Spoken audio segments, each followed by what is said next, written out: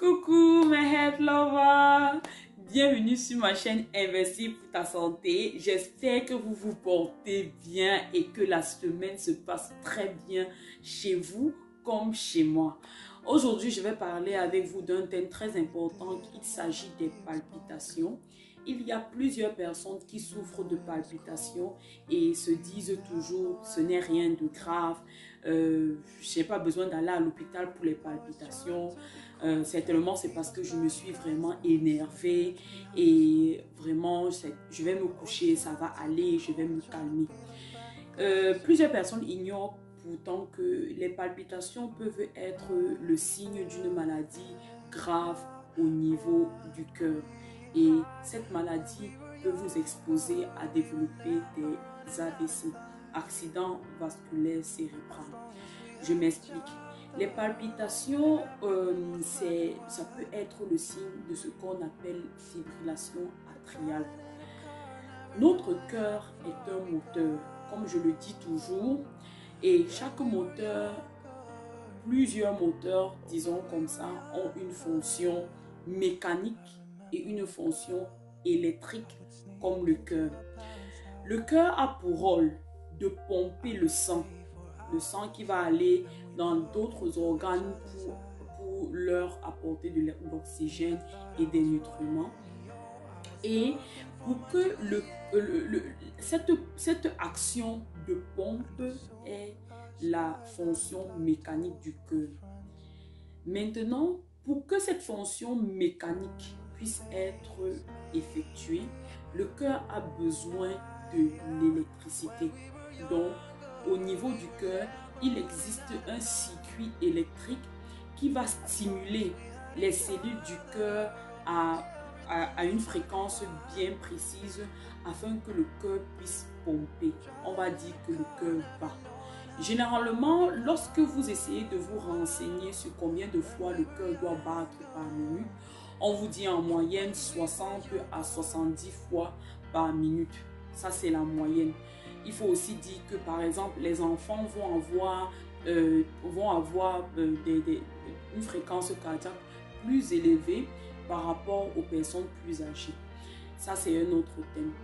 Maintenant, lorsque le cœur bat 60 à 70 fois, c'est une fréquence normale. C'est une fréquence qui permettra au cœur de pomper, de se reposer, d'être à nouveau stimulé, de pomper encore, de se reposer et d'être à nouveau stimulé. Ainsi de suite pendant toute la journée, pendant toute votre vie. Qu'est-ce qui se passe lorsqu'on a les palpitations?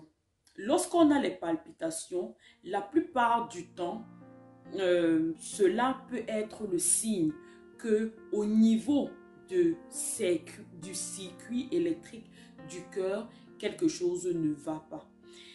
Et cela peut être le signe que notre cœur bat plus vite qu'il n'en faut.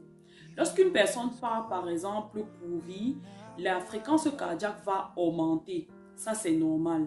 Mais si après vous êtes, par exemple, énervé, si de temps en temps, souvent à la maison, pendant que vous êtes en train de vous reposer et que vous avez, par exemple, des pensées de stress, vous développez des palpitations où vous avez l'impression que votre cœur va s'arracher de votre poitrine, ou bien des palpitations qui font en sorte que vous développez des vertiges, ou bien des palpitations qui font en sorte que vous avez après des nausées, c'est qu'il est important de vous faire consulter.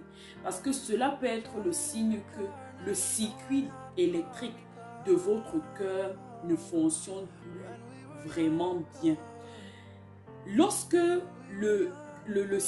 lorsque le cœur ou bien lorsque la fonction électrique du cœur ne fonctionne pas bien, comme dans le cas des palpitations, ou encore dans le cas des palpitations qui peuvent être le signe d'une fibrillation atriale. C'est quoi la fibrillation atriale?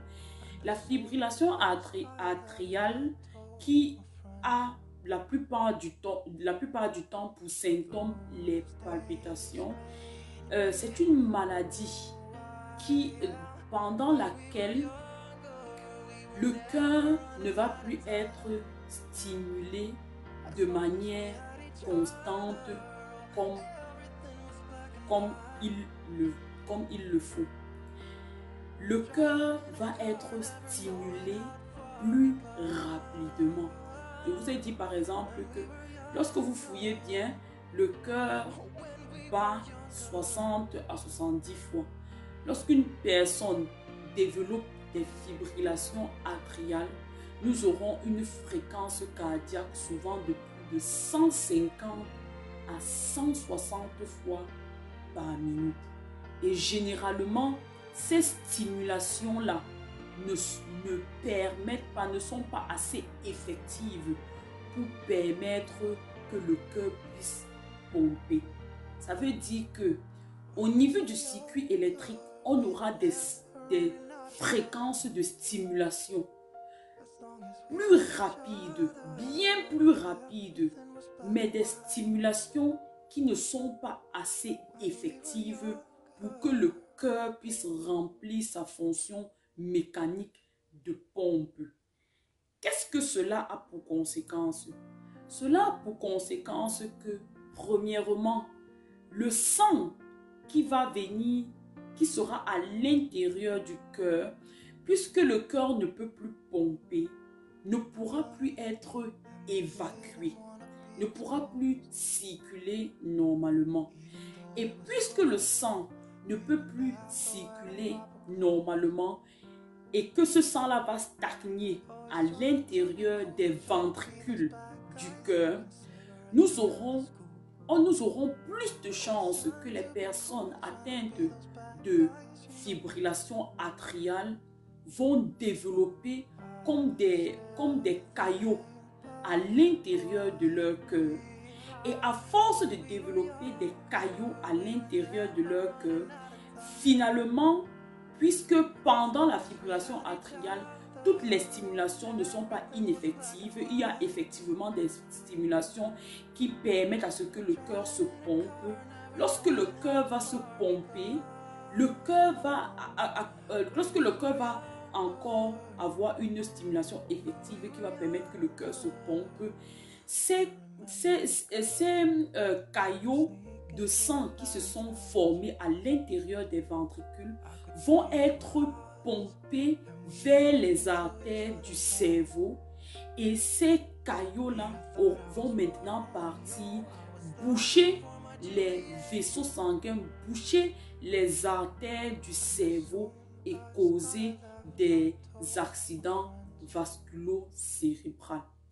Donc vous comprenez ici là pourquoi il est très important, si vous avez l'impression que vous développez des palpitations qui même souvent durent pendant toute la journée, il est important d'aller voir un cardiologue, de faire un électrocardiogramme pour voir si vous souffrez d'une fibrillation atriale.